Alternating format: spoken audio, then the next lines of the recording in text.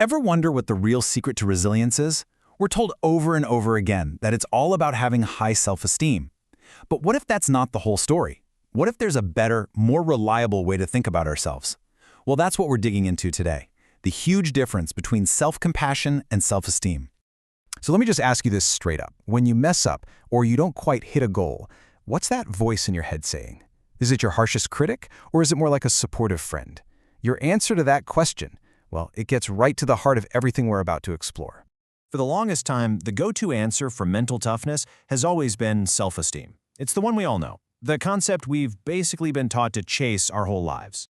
Okay, the key word here is evaluation. That's what self-esteem is all about, right? It's a judgment. It's constantly asking, am I good enough? Am I smart enough? And, this is the big one, how do I stack up against everybody else? It's like a report card you're constantly giving yourself. And here's the catch. Self-esteem is conditional. It's kind of needy, you know? It's always hungry. It's got to be fed with good grades, with wins, with promotions. It depends on outside stuff to make you feel good inside. And as we're about to see, that can be a really shaky foundation to build your life on. So, if self-esteem is this wobbly scale we're always trying to balance, there has to be another way, right? Well, there is. Let's look at a completely different way of approaching this. And here it is, self-compassion. Just listen to the words. The vibe is totally different. We're not talking about evaluating or judging anymore. We're talking about kindness, about understanding. It's all about how you show up for yourself when things get really tough. This quote just nails it, doesn't it? Self-compassion doesn't scream, "How could you be so stupid?" Instead, that voice just says, "Hey, you messed up. It's okay. Everyone messes up." It's about accepting that being imperfect is just part of the deal of being a human. Okay, so we've got these two different mindsets. But which one actually holds up when the pressure is on? Which one makes you tougher when life, inevitably happens? Let's put them to the test.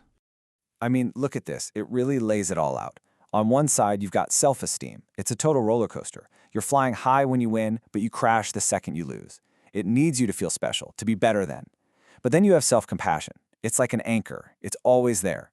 Its only condition is that you're a human being, flaws and all. Think of it this way.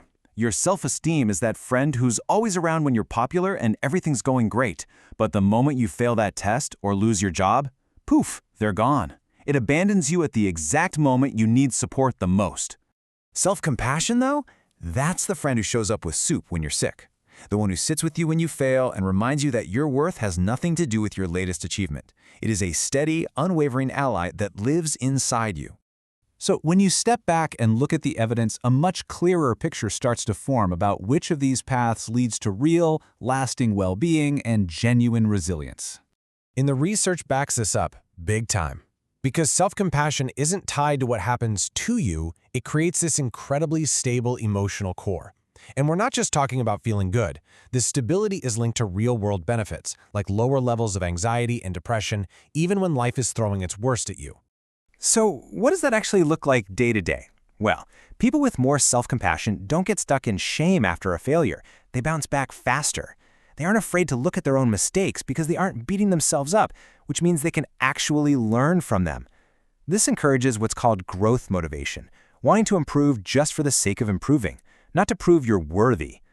It all leads to a fundamentally healthier and more resilient mind. So, this leaves us with one last thought. The next time you're facing a challenge, a failure, or just one of those really tough days, you have a choice. Which voice are you going to listen to? The voice of judgment, the one that's always asking if you're good enough? Or are you going to choose the voice of kindness, the one that offers support simply because you're human? Which one do you think will truly help you get back up?